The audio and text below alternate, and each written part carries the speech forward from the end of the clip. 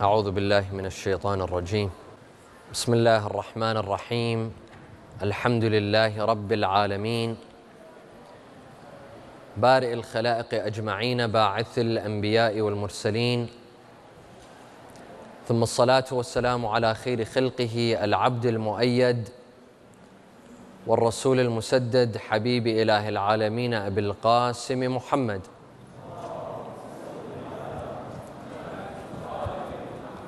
وعلى أهل بيته الطيبين الطاهرين وصحابته المنتجبين.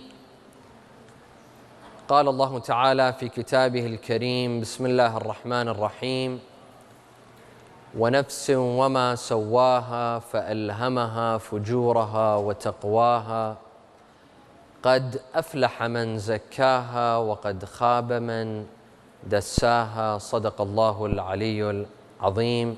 صلوا على محمد وآل محمد.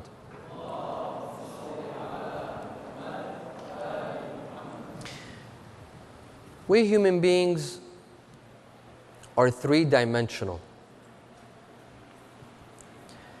And I'm not talking about the average, the normal dimensions that we are familiar with, the length, height, width of an object. We human beings are three-dimensional in another meaning. We compose of a body, of a mind, and of a soul. And our soul has a specific name in Arabic called Al-Nafs, as we shall talk about in a couple of minutes. When it comes to our minds, we concentrate on it. We spend much of our time, much of our money and efforts on enhancing our minds, storing in information, adding in knowledge. On average, most human beings spend at least 12 years of their lives in school, in grade school. Some go off to college. That's at least 4 years doing their bachelor's. If you go on to your master's degree, that's another 2 years. If you do your PhD, that's another 4 years. Some go on for a postdoc. A minimum of 20 years some human beings spend just to enhance their minds, store in information, and seek knowledge. Our human brains are not computers. You can't just download programs, download information, and become knowledgeable.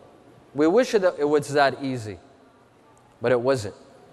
Allah subhanahu wa ta'ala has told us to seek knowledge and become knowledgeable, but has made the path of seeking knowledge just a little bit difficult.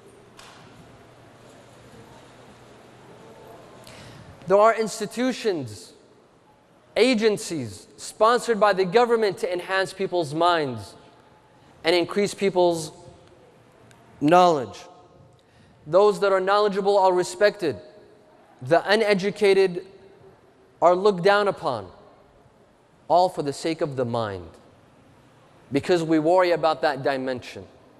That dimension of us is something very important. During exams, students stress. Some stop eating. Some can't sleep. Some have anxiety attacks because they have exams. When it's time to take the SATs or the ACTs, people panic. Why? Only to enhance our minds.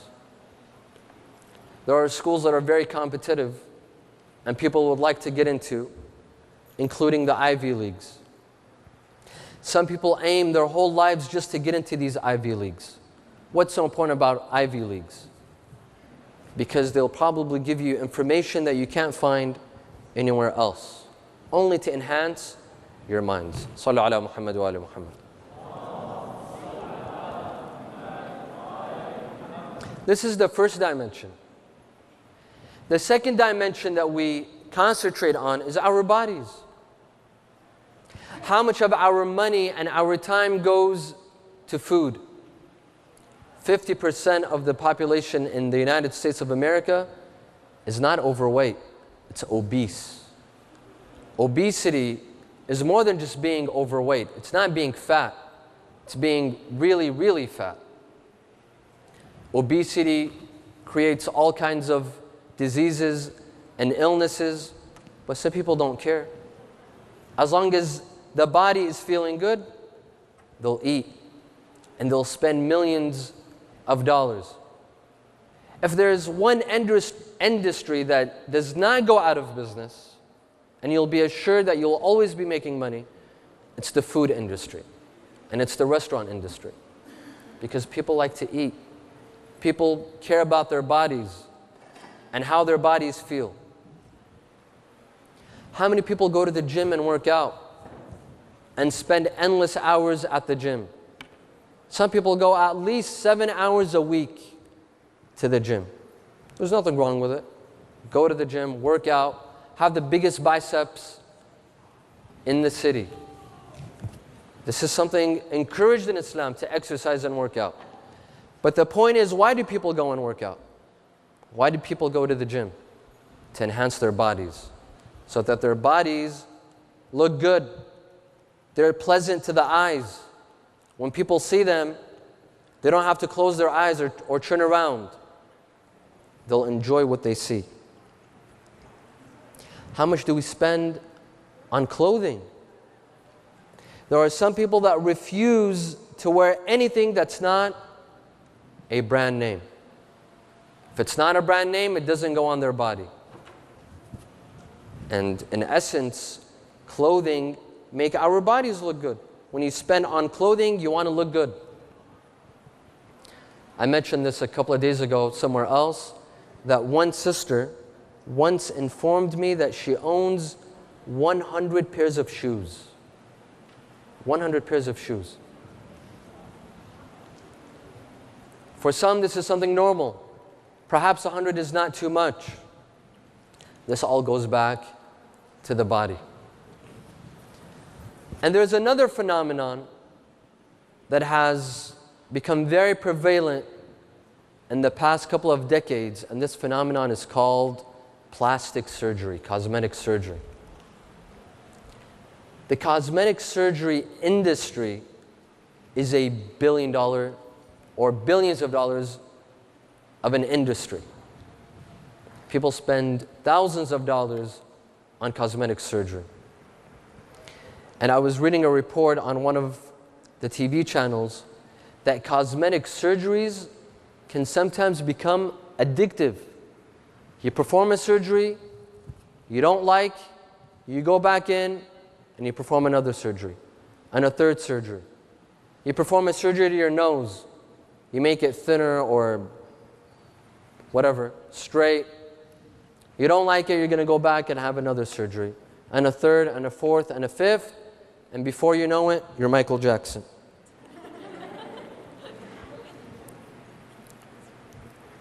صلوا على محمد وآل محمد.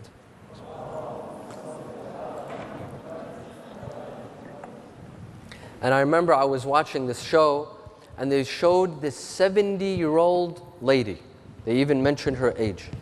She was 70 years old. She had performed so many plastic surgeries and cosmetic surgeries that they made her look like she's 17. From 70 to 17.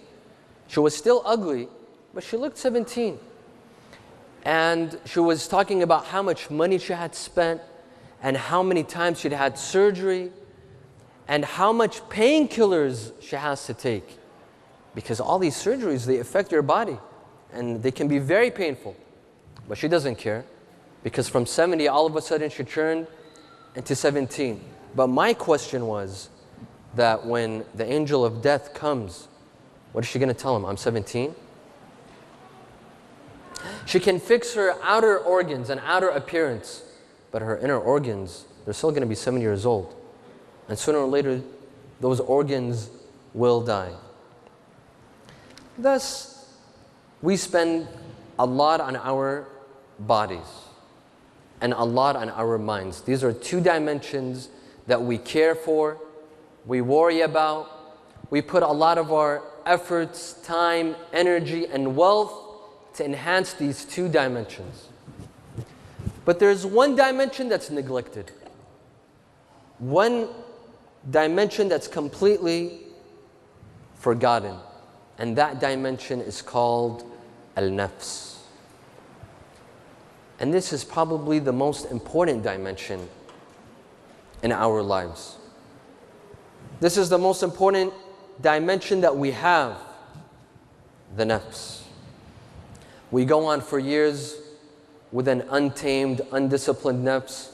A Nafs, a spirit, a soul that requires nourishment, that requires care, that requires attention, yet we give it no attention. Sallu ala Muhammad wa ala Muhammad.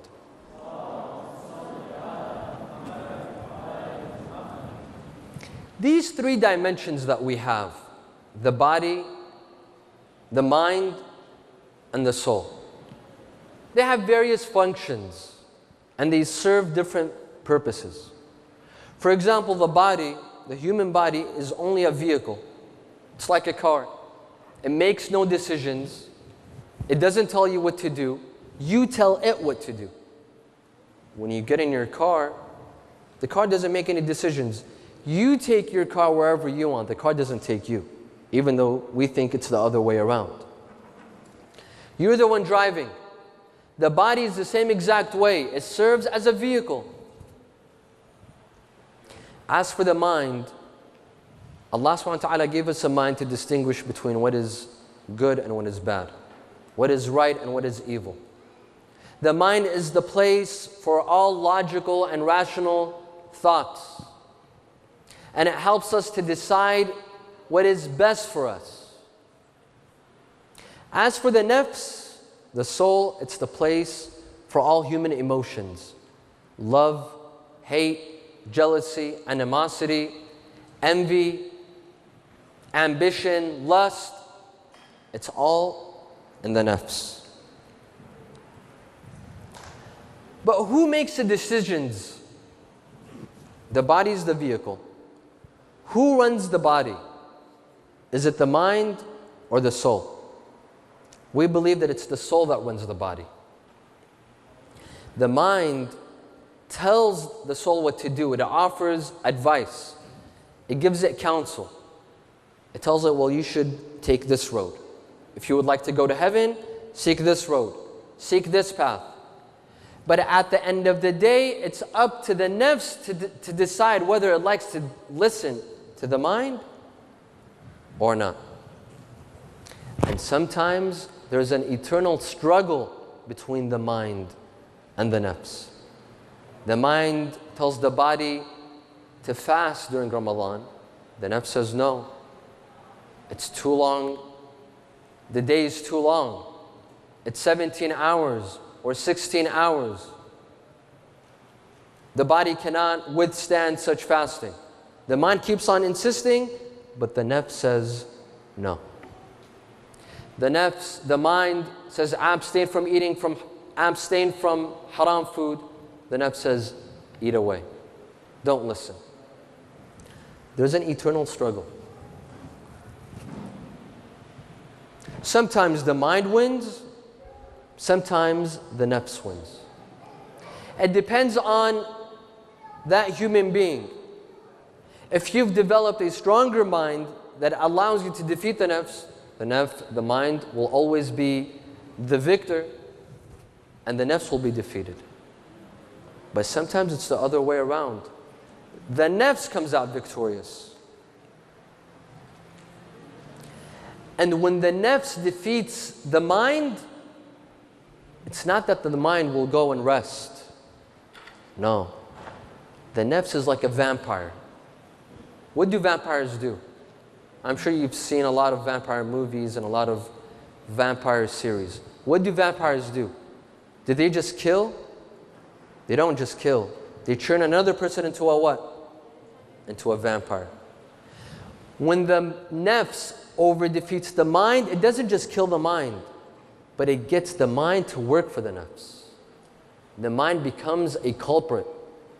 The mind begins to help the nafs perform its desires and achieve its desires. That is why Amir al-Mu'mineen alayhi salam states, كَم مِّن عَقْلٍ أَسِيرٍ عَنْدَ هَوًى أَمِيرٍ. How many minds are arrested, are captivated by a controlling nafs. When the nafs takes control, the mind is paralyzed. Not only is it paralyzed, but it will begin to serve the nafs. For example, the nafs will say, I'd like to steal. The mind will think of the best and most deceitful ways to steal. The nafs wants to commit adultery. The mind will think of the most deceptive ways and most secretive ways to commit adultery. The mind will become a slave to the nafs, and it will obey its commands. Just like an intoxicant. When you drink alcohol, alcohol consumes your mind and it impairs your judgment. That's why you can't drive when you're under the influence. You'll get a DUI. The nafs has the same sort of effect over the mind. If the nafs takes over the mind, it impairs its judgment. The mind can't think straight. In another saying, Imam Ali alayhi salam says, عَدُوُّ الْعَقْلِ الْهَوَى. The greatest enemy of the mind is the nafs and its desires. It's the greatest enemy. What kills the mind is the nafs. صلوا على محمد وآل محمد.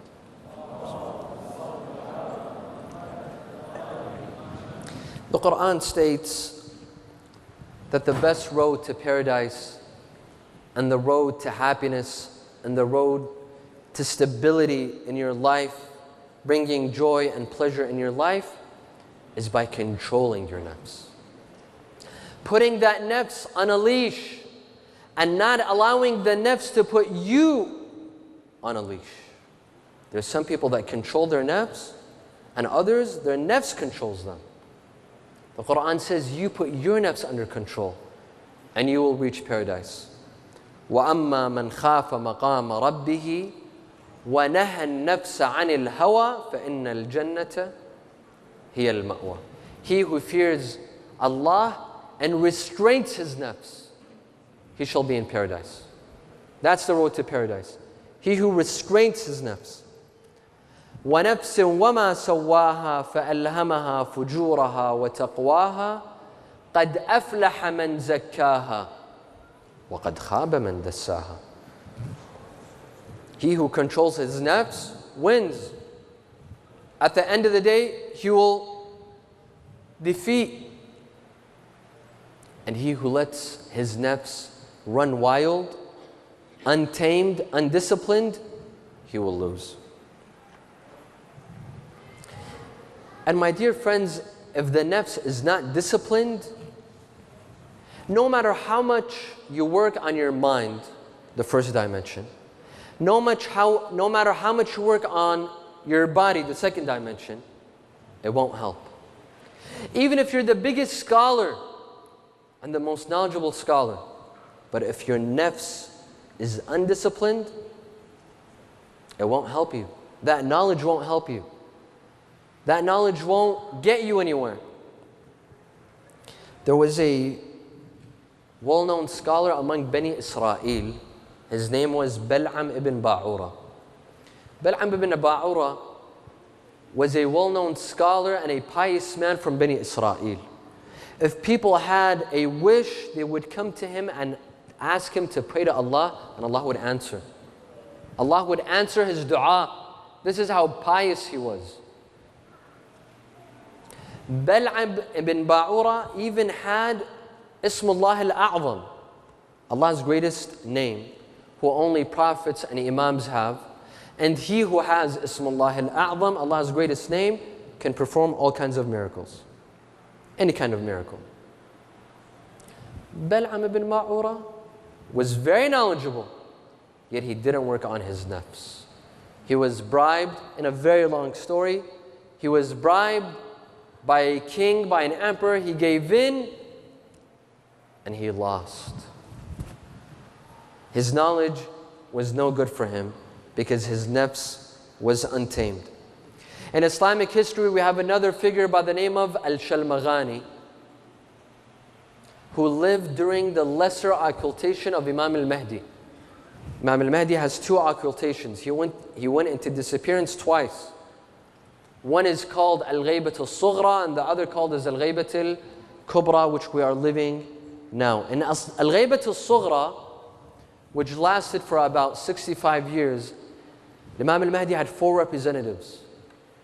4 figures who represented him in the Islamic community. When the first one died, the second came, and then the third, and then the fourth. Al-Shalmaghani, who was a well-known scholar and who had written a book by the name of At-Taklif. Al-Taklif existed in every Shi'i person's home, similar to Mafatih al-Jinan. Today, wherever you have a copy of the Quran, you have right next to it a copy of Mafatih al-Jinan. This book, Al-Taklif, by the scholar Al-Shalmaghani, was similar to Mafatih al-Jinan. This scholar expected Imam al-Mahdi to appoint him as his representative. He was expecting an appointment by Imam al-Mahdi. Instead, someone else was appointed by the name of Al-Hossein ibn Ruh. The names are not important. Get the story. Al-Shalmaghani, when he saw that he was not appointed as the representative of Imam al-Mahdi, he declared himself to be the Imam. He declared himself to become the Imam, and he became an enemy to Imam al-Mahdi. What good was his knowledge? His knowledge didn't serve him. It didn't do anything for him. Because he wasn't tamed. His nafs wasn't tamed. Imam Ali alayhi salam says, وَمَنْ لَمْ يُهَذِّبْ نَفْسَهُ لَمْ يَنْتَفِعْ بِعَقْلِهِ. He who doesn't discipline his nafs will not benefit from his mind. Sallu ala Muhammad wa ala Muhammad.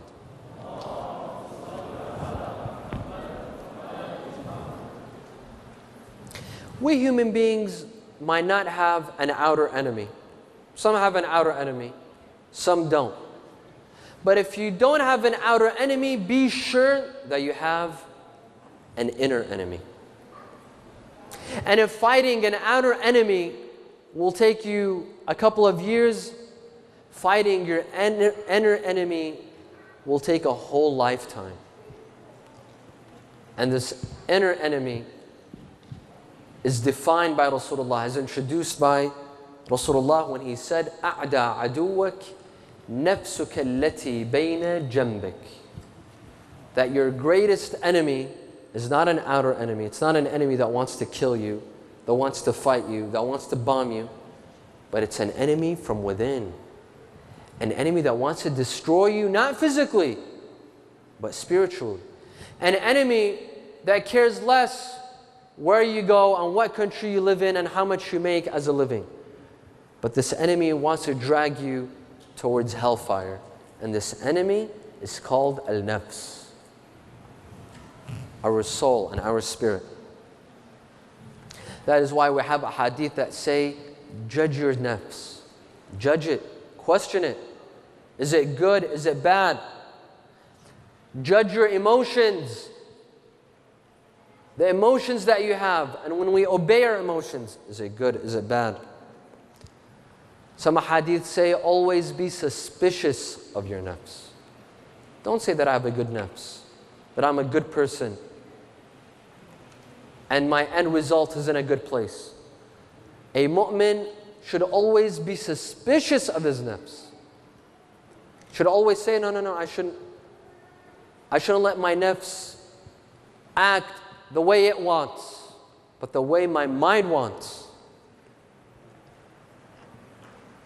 In a very famous hadith that I'm sure most of you have heard, when Rasulullah sallallahu alaihi wasallam saw a group of companions coming back from Ghazwat Tabuk, the Battle of Tabuk, he said his very famous hadith, لَقَدْ رَجَعْتُم مِّنَ الْجِهَادِ الْأَصْغَرِ وَعَلَيْكُمْ بِالْجِهَادِ الْأَكْبَرِ. You have come from the lesser jihad. And now prepare yourselves for the greater jihad. He was asked, what is that greater jihad? And he said, jihad al-nafs. Imam Ali would say, وَإِنَّمَا هِيَ نَفْسِي أَرُوضُهَا بِالتَّقْوَى. It is my nafs that I mix it with piety. This is Imam Ali, who lived a life of piety. A man who was born in a masjid and died, who was born in the house of Allah, died in the house of Allah, and served a whole life serving Allah. Yet he says, I need to mix my soul and nafs with piety. Imam Al-Qazwini says, لَيْسَ مِنَّا مَنْ لَمْ يُحَاسِبْ نَفْسَهُ. He is not from us who doesn't judge his nafs and hold it accountable. Holding our nafs accountable. Where is it going? In what sort of direction is it going? Is it taking us towards heaven, or is it taking us towards hell? Is it taking us towards Allah's satisfaction, or is it taking us in a completely different direction? Let me give you this story, and we'll conclude by talking about Ramadan. وصلوا على محمد وعلى محمد.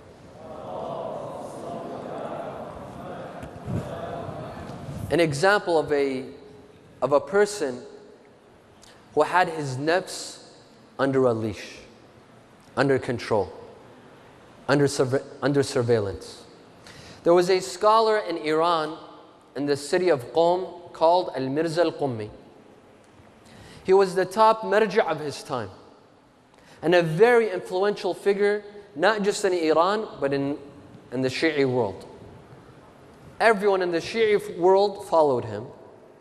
And if he were to issue any fatwa, they would listen to him, whether it was religious or political. The Shah of Iran at that time was having political trouble. There were revolts, there were riots, and he was afraid of a revolution. So he thought that the best way to get popular support is to go to whom? Al-Mirza Al-Qummi. And unfortunately, we see this a lot throughout history, that whenever politicians are in trouble, they come to religious scholars asking for support. The Shah of Iran came to Al-Mirza Al-Qummi, and he had a plan. Al-Mirza Al-Qummi had a son, a young son, a handsome son. When the Shah of Iran visited Al-Mirza Al-Qummi, he saw that his son was sitting next to him. He asked about his son, and he asked if his son was married. The Shah said, no, my son is not married. He said, I would like to offer him my daughter. I would like to offer your son my daughter. Of course, this would have served the Shah, because the son of Al-Mirza Al-Qummi, the top scholar of his time, was going to become his son-in-law. And this is support. When you marry the Shah's daughter to your son, that means you're supporting the Shah. Al-Mirza Al-Qummi told the Shah to give him 1 or 2 nights to consider this offer. The Shah left, waiting a response from Al-Mirza Al-Qummi. Now put yourself in this sort of situation. What do you do? If you allow your son to marry the daughter of the Shah, that means you're in support of the Shah and his oppression and his dictatorship and his tyranny. If you don't allow your son to marry the daughter of the Shah, that means you're being rebellious and you're risking your life and the life of probably thousands. That night, Al-Mirza Al-Qummi stood in the middle of the night praying Salatul Layl, and he asked Allah to take the life of his son. The next day, his son died. This young son, this handsome son who wasn't married, died the next day. Who would do this? This is a father. He wasn't his son's enemy. He was a father. Yet, he looked at the greater good. there was a greater advantage. He knew that if his son were to marry the Shah's daughter, there would have been a lot of trouble. So he asked Allah to take his son to a much bigger place, to a much better place. My dear friends, this is called taming the nafs. This is when the mind defeats the nafs, and not the other way around.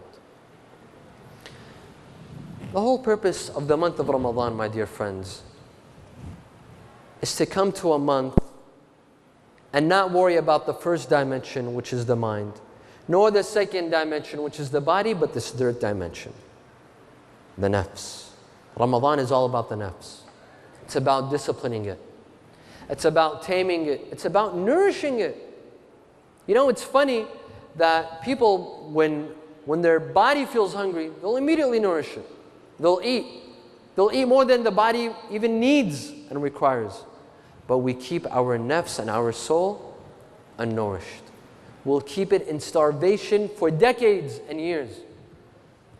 Ramadan is a time when we nourish our spirits and our souls with dua, with the recitation of Quran. He who recites, as Rasulullah stated, he who recites one verse of Quran in this month, it's equivalent to reciting 1,000 verses of Quran in another month. Rasulullah states that pray to Allah because your supplications and your dua in this month, it's accepted, it's answered. One of the benefits of the month of Ramadan is that the doors of paradise and the doors of the mercy of Allah are open 24 hours a day for 30 nights, for 30 days. And while shaitan and his comrades and his friends and his groupies, they're put under a leash. We don't have to worry about shaitan for the next 30 days and 30 nights. It's a blessed month. This is a month in which we can nourish our souls and nourish our spirits through fasting. We discipline ourselves. The whole point of fasting, my dear friends, is that we're abstaining from things that are usually halal. Eating, drinking, other things that are halal, we abstain from it. So that the nafs will become accustomed, to abstaining from that which is haram. It's all about the nafs. You know, some people, they say that Ramadan is too tough. When Ramadan approaches, some people cringe. I can't believe it's 30 days of fasting, not eating, not drinking. Someone was saying that, I wish Ramadan was like the World Cup, once every 4 years and in only one country. No, my dear friends, this comes from a person that doesn't understand what Ramadan is all about. Ramadan is a beautiful month, but if you know what it's about, if you understand the essence of Ramadan, you'll enjoy it. You'll cherish it. You wouldn't want it to leave. You would want the whole year, the entire year to be the month of Ramadan. I ask Allah subhanahu wa ta'ala to accept from us our deeds, our actions, our fasting and prayers during this month. I ask Allah subhanahu wa ta'ala to help us in fasting, in praying, in worshiping, and spending the nights of Ramadan in His obedience. Walhamdulillahi Rabbil Alameen wa sallallahu ala Sayyidina Muhammadin wa alihi al-Tahirin.